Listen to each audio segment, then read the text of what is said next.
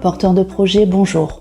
Depuis 2001 et comme chaque année, en partenariat avec la Fondation Bruno, l'UNCAS vous propose un soutien à l'initiative pour l'amélioration de la qualité de vie des personnes âgées, que ce soit à domicile ou en établissement.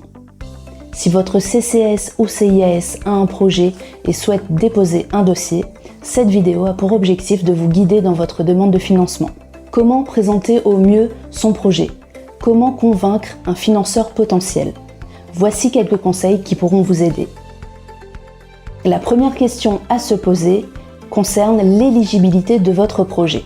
Entre-t-il dans les critères de l'appel à projet ? L'UNCAS vous a préparé une note de procédure résumant l'ensemble des points à connaître avant de passer à la demande de financement. Si après la lecture de la note de procédure, vous avez des questions, vous pourrez me contacter. Je serai votre référente pour y répondre. Vous aurez mes coordonnées dans la description de la vidéo. Si votre projet répond à l'ensemble des critères de l'appel à projet, vous pouvez passer à l'étape de la rédaction.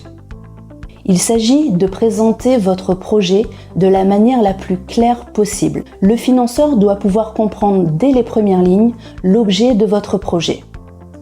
Pour cela, je vous conseille de faire des phrases courtes et concises. Il faudra trouver un juste milieu entre synthétiser et donner suffisamment d'informations pour pouvoir comprendre le projet.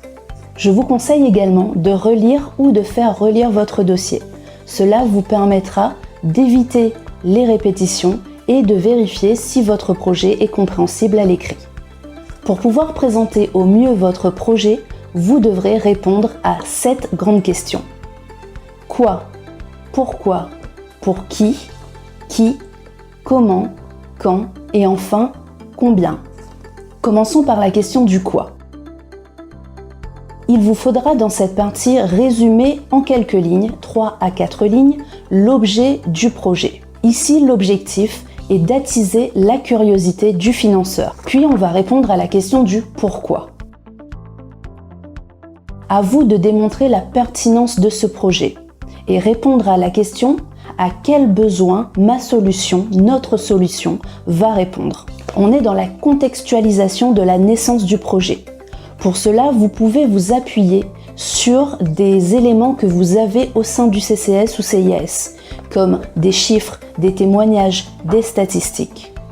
Comment le besoin a-t-il été repéré ? Les CCAS et CIAS ont à leur disposition un outil stratégique qu'on appelle l'ABS, l'analyse des besoins sociaux.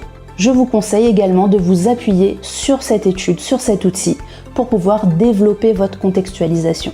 Vous aurez également à présenter votre public cible. On est dans la question du pour qui.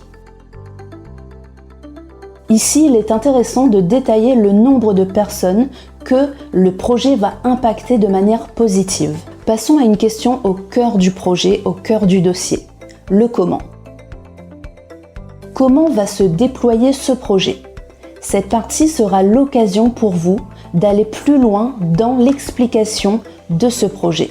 Vous aurez à expliquer le déroulement de l'action, le fonctionnement du projet et sa mise en œuvre. Et pourquoi pas finir sur des perspectives de développement à présenter. Un projet s'inscrit dans une temporalité. On répond ici à la question du quand.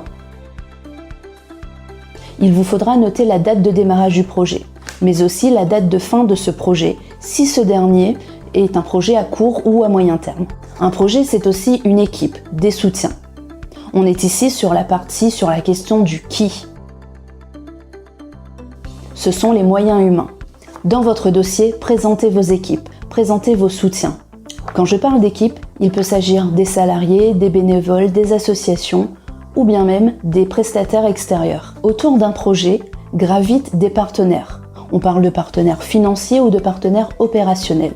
Sur la question du financier, on aura une seconde vidéo tuto concernant la budgétisation et les financements. Je voudrais vous parler des partenaires opérationnels. Présentez vos soutiens. Sur ce projet, vous n'êtes pas seul. Ce sont des atouts, il faut les présenter.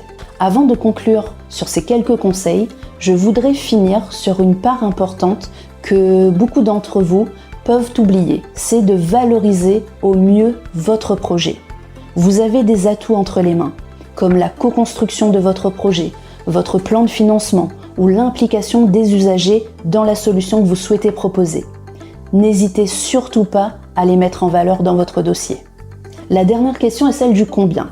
Comme je vous le disais, cela fera l'objet d'une seconde vidéo tuto sur le plan de financement et la budgétisation. Vous pouvez retrouver toutes les ressources mentionnées sur notre site internet www.uncas.org et je vous dis à bientôt.